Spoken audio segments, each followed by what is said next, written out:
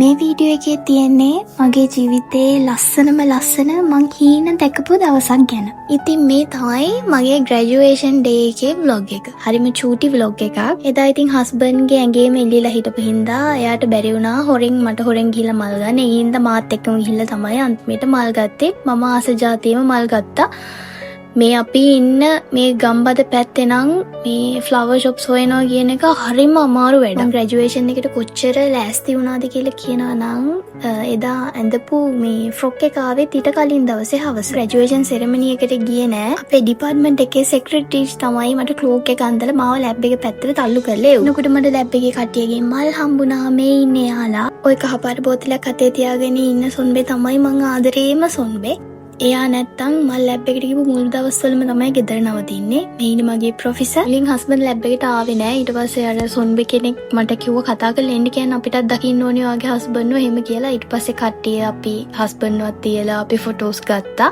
මේ තියෙන්නේ ඒවා. එදා ලැබ් මෙම්බර්ස්ලා තව දෙන්නේ කඩුයි සාම්ප්ලින් වලට ගිහිල්ලා මේ ඉන්නේ නරිසොන්බේ. එයා තමයි මට ලැබ් එකේ කරුණාවන්ත මුනේ මට සෑහෙන්න උදව් කළා. මගේ රිසර්ච් එකේ මුල් දවස්වල ගොඩාක් උදව් කළා. මට එයා දාලින් තමයි ගොඩක් දුක හිතුනේ.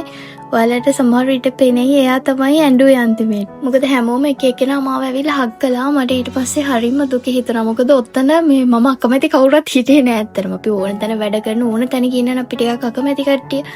ඔතන හිටියේ මම ආදරේම කට්ටිය තමයි ඔක්කොමලා. හරි ෆොටෝස් ඔක්කොම ගහලා ඉවරලා හස්බන්ඩ් එකත් ප්‍රොෆෙසර් ටිකක් කළා කතා කළා. මං ගැන මම වැඩ කරපු හැටි ඒවත් කියලා. මට ගොඩක් කම්ප්ලිමන්ට්ස් දුන්නා. මට හරි සතුටුයි. මොකද අවුරුදු එකක් මම මාර කට්ටක් කාගෙන අල්ලගෙන හිටියා. ඒ වෙනුවෙන් ප්‍රොෆෙසර්ගෙන් පිට වෙන වචන ටික මට මාර වටිනවා. එපාර අපි දෙනවා කෑම කන්නත් එක්ක යන්න දුනා. කුමාරි ඒකෙන් කුමාරි කළා පැනගත්තා. ඊට පස්සේ යුනි එක වටේ ටිකක් ඇවිදලා ෆොටෝස් හිම ගහලා ක්ලෝක් එක බාර දෙන්න තව වෙලාව තිබුණු නිසා ලන්ච් ටයිම් එක ආව නිසා අපි ගිහිල්ලා මම ඔය හැමදාම ඒ කාලේ ලන්ච් ටයිම් එකට කෑම කාපු තැනකට හසුදුන් එක්කන් ගිහිල්ලා එතනින් දෙන්නත් එක්ක කෑවා. අල්පප් තමයි එදා කෑවේ. ඊට පස්සේ ඉතින් අන්තිම පාරට පොඩ්ඩක් යුනික් වටේත් ඇවිදලා මෙන්න මේ gift pouch එක මට හම්බුනේ අපේ මේ ඩිපාර්ට්මන්ට් එකෙන්. ඊට පස්සේ මං ගියා ක්ලෝක් එක බාර දෙන්න.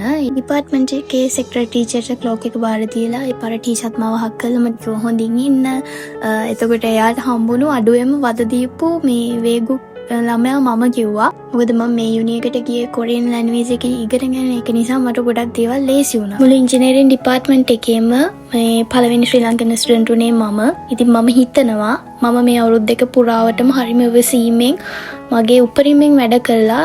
අපේ රටේ ස්ටුඩන්ට් කෙනෙක් ගැන හොඳ පැහැදීමක් හැමෝගෙම හිතලා තියලා ආවා කියලා. ඉතින් එහෙනම් නිමා ග්‍රැජුවේට් වුණා අන්තිමේදී. මගේ ඇකඩමික් ලයිෆ් එකේ මම අන්තිමේටම ලියලා තිබ්බ හීනේ තමයි මේක. මම දන්න දා ඉඳලා කරේ ඉගෙනගත් එක.